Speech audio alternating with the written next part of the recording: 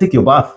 There's some people that they don't uphold personal hygiene. They don't keep themselves clean. They don't plait their hair. Their own is to cover scarf 24/7 for them. And when you remove that scarf, the smell that comes out, you know, they don't keep themselves clean. They don't even, like the brothers, some don't even believe in ironing clothes. Some just feel they don't.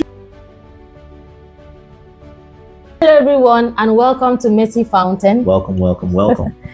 Today we'll be looking at the life of Ruth. Ruth was a young woman in the Bible her life was just characterized by so many challenges.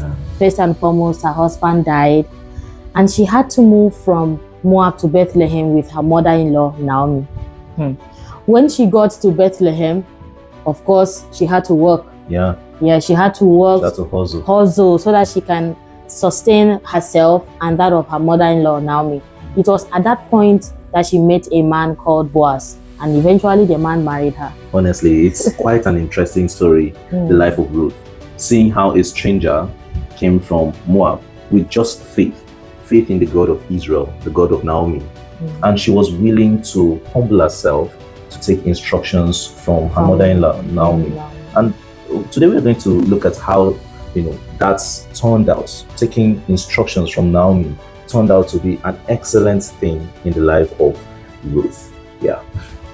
So let's get in quickly into the conversation for today. But before we go in, I would like to read a portion of the Bible from Ruth chapter 3.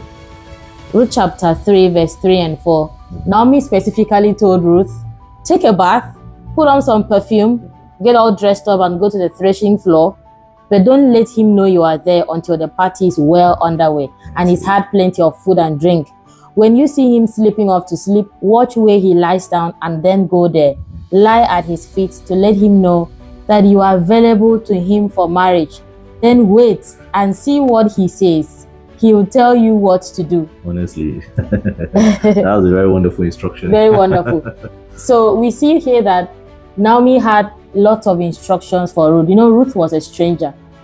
So Naomi had much information about how to go about this marriage thing in the land of Israel. And she specifically told Ruth, take a bath, put on some perfume, get all dressed up. She was just putting her through. And it's very instrumental to know that Ruth followed through even to the letter. That's a lesson for us. In our dispensation today where we have so much information online. When you have your data and your phone, you can access information anywhere. You have some on YouTube, you have Google, you have ChatGPT, whatever thing you're looking for, you just type and you get the answer. And we tend to downplay on the importance of the elderly ones, in our lives. These ones have had so much experience in life. They have enough to give to us. But our generation now, we tend to overlook their importance. We tend to make them look like you are what you are telling me. This thing was very much visible in your own generation. We are in an internet generation. We also see there how people downplay the instructions from their parents. Their parents give them instructions and they say, no, not. Or maybe the pastor of the church you want to marry and is guiding you and leading you through the right process to take so that you'll be able to have a successful marriage. And you feel you're wiser. We see that play out in the life of Samson, where he wanted to marry someone. He wanted to have a relationship with a Philistine. And his parents called him aside and said, no, now, come on. You are an Israelite. You cannot do this. You know the law of the land. In fact, you're a judge. You should know better. And he was like, that's your own business. That's your own cup of tea. This is what I want. Get her for me, for she pleaseth me well. And we see how Samson's life ended. Perhaps if he did not make that choice, his life wouldn't have been cut short early. He would have done much more for God and for the people of Israel. That's telling us how and why we should always listen to elderly counsel, especially spiritual mentors, people that are watching out for us and they mean well. And they have this wealth of experience and they can give to us. Exactly. Yeah. So not only did we see the initial one I just read, we just going down, we equally see where Naomi had to tell her, okay, you have done your part, just wait. Allow Boaz to come in and do the needful. That was very instrumental to the process of the marriage. If we look at now in a dispensation where people here just go, but they don't hear come. They don't hear stop. They don't hear just keep stop. going. They just keep going. You're being cautioned. Slow down. Take it easy. But you are like, no, this thing is not working well for me. I have my own opinion. Yes. Yeah, that's so true. In fact, we see a second aspect of this. We see that the instruction that was given to Ruth in Ruth chapter 3 from verse 3, it was an instruction that's, helped position Ruth in the right path of marriage. You see, go take a bath, dress well, anoint yourself, look good, look attractive, look presentable. And then, not just that, don't go to him when he has not eaten. Let him eat, let his tummy be full. You see, and then when he's happy and he's relaxed, then go to him. And then do this, do that. And you see that following that instruction brought about, what she actually needed, which was for Boaz to notice her and then have a conversation with her that would lead to marriage. And that speaks volumes to our ladies today. You've reached that age of marriage, and not just ladies, the guys too. You have to look presentable. Look good. No matter how spiritual you are, fiery for God, you cannot overlook the place of appearing neatly. You don't expect someone to approach you and desire to ask your hand in marriage when you are looking all haggard, unkempt. You don't take time to dress well, to appear neatly. Your clothes, they're always something that makes you look like a very old person, old lady, old woman. Whereas you're a young person, you can get good clothes that are modest, they cover you properly, but you still look presentable. Fit you. Yeah, you don't even need to have all the money in the world. You just need to at least get some that are okay, and always look your best. Look at the very first part. They say take your bath. There are some people that they don't uphold personal hygiene. They don't keep themselves clean. They don't plait their hair. Their own is to cover a scarf 24/7 for them. And then when you remove that scarf, the smell that comes out, they don't keep themselves clean. They don't even, like the brothers, some don't even believe in ironing clothes. Some just feel they don't shave, they don't believe in ironing clothes, they don't keep themselves clean, they just go all haggard, and you expect someone to want to marry you. No matter how spiritual you are, people will not love to marry an unclean person. So appearance-wise, we should position ourselves by appearing neatly. And then I'll add a little bit to that. Another set of people are those ones who don't know how to communicate. We're talking about positioning yourself here. Some people, after the service has closed, they just pick up their bag and they're running away. They don't wait to, they don't relate with people in church. They're just to themselves. They're too introverted. Too isolated. They are just mind your own business kind of people. Even at the workplace, they just come to their workstation and that's where they are.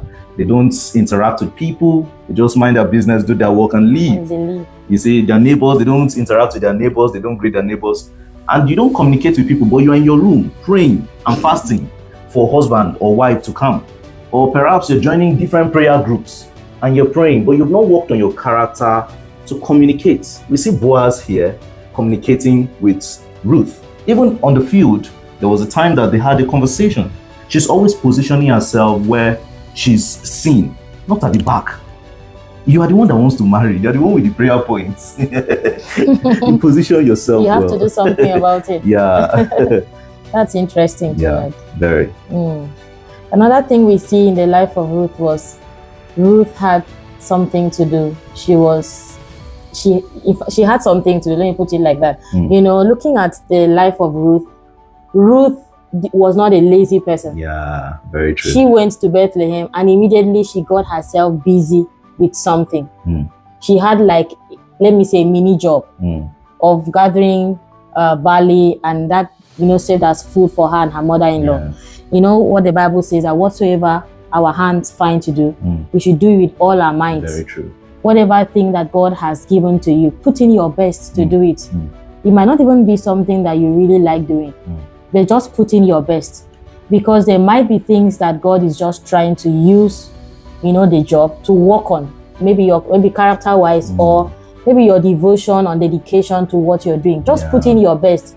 Because if you do not put in your best, people are watching you. Your boss is watching you. your colleagues are watching you, you'll not have a good overview. When they are giving like reports, you'll not have one to speak good about you. You just be hearing negative remarks about you, and you feel like, oh, they hate me, they don't like me, everyone is against me. No, put in your best. You might not even know where your husband is going to come from. You might even be from your place of work. You might even be from the church. You are in the church.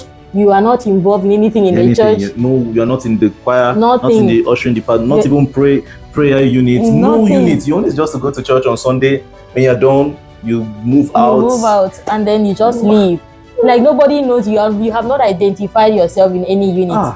It's so wrong. Praying. It's so wrong. You make it so hard because God wants to answer your prayer. In fact, He's ready to answer your prayer, and He's trying to work on you, but you are refusing to be worked on. And we are in a very physical world. Exactly.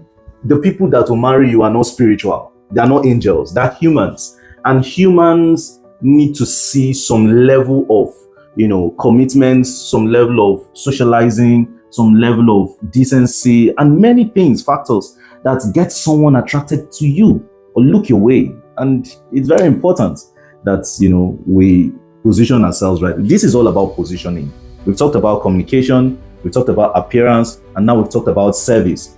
Please find something and do, whether in your place of work or in the church. Join the unit. Not that you're joining because of marriage, but it helps you to get closer to God. It also puts you in that spot where God's blessings can easily reach you because you are not at the back. Yeah, I think that's something worth knowing. Yeah. And I think just to come to the next controversy here is that should a woman propose to a man? Should a woman propose to a man? Is it a right thing to do or is it wrong? And that's the controversy. Especially looking at Ruth chapter 3, we see how Ruth was the one that did the proposing. Yes. She's the one that actually, went to Boaz and declared her intentions and, reminded him of him performing his duties as a near kinsman in marrying her.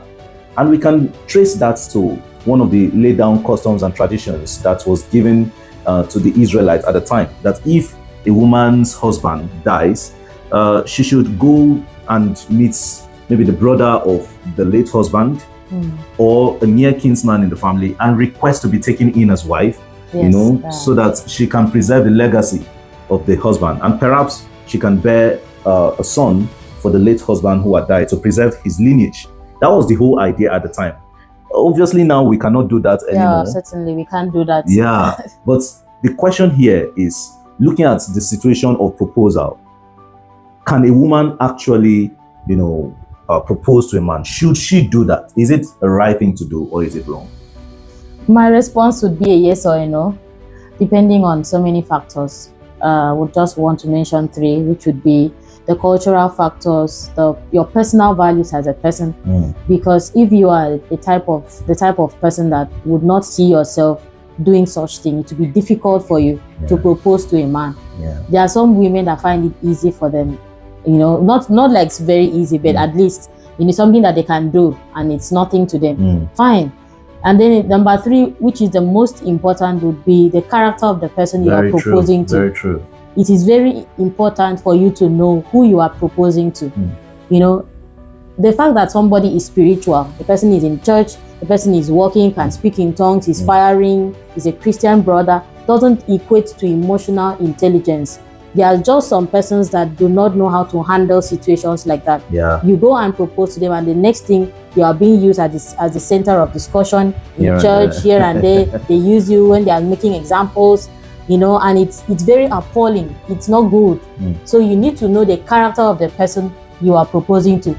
Now, if it looks like, oh, it's a bit of a hassle for you, you can meet an elderly person in your family to go along with you, because when the man you are going to propose to sees you with an elderly person, it commands respect, and it makes him want to sit down to listen to you, and you would even feel more valued and respected.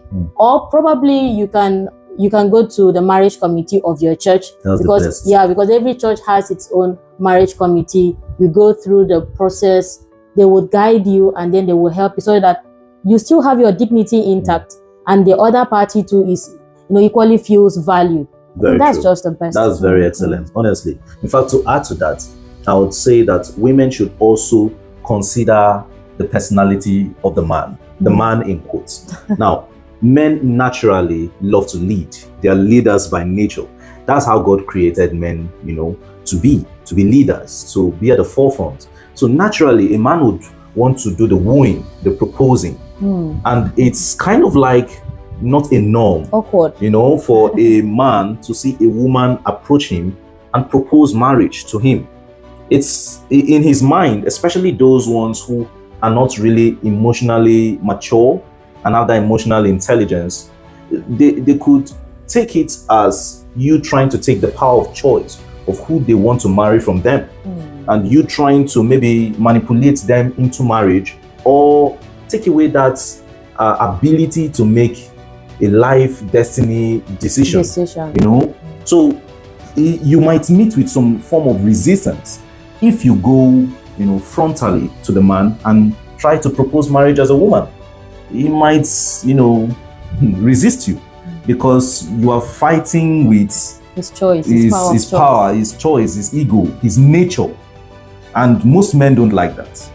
Even those ones who have emotional maturity, you still have to approach it using high level wisdom. And just like she has mentioned, you don't go alone. Most cases, it's best to go with someone who is going to act on your behalf. An elderly person is the best, maybe your pastor or someone in the family or an elder in the church. You see, it's very good to go with someone like that so that you will be able to protect yourself from unnecessary heartbreak. Heartbreak not in the man saying, no, I'm not sure this is what I want, but heartbreak in the case of the man, washing you down and appearing condescending towards you because you're approaching him, Yeah. I would just like to add to what he has just said, that men, if a woman has developed such level of courage to come to you to propose to you, you should not look down on her. You should not be so condescending. There are some men that they do not waste a single moment. They will just give it to you. They would, bring you down, tell you how old you are, how you have, stayed for so many years, or because you have not seen a man coming to propose to you. Some might even say, oh, when you were young, I'm very sure you had flocks of suitors coming to propose to you, honestly. but you were doing shakara, you were just selecting, you were turning down men, and then suddenly you've waited and waited, you have not seen anyone coming to propose, or you suddenly feel that you can come and propose to me. You think I would want to marry you? You look old, blah, blah, blah. It's so condescending. Imagine a woman sitting under such response. You have shattered her, you have broken everything in her, you have just made her lose so much value. Her dignity is lost. You make her look worthless. So you should be very collective in what you want to say. If, I think the best thing would be, you can just appreciate her. You can appreciate her for even having that boldness to come to you and talk to you about it.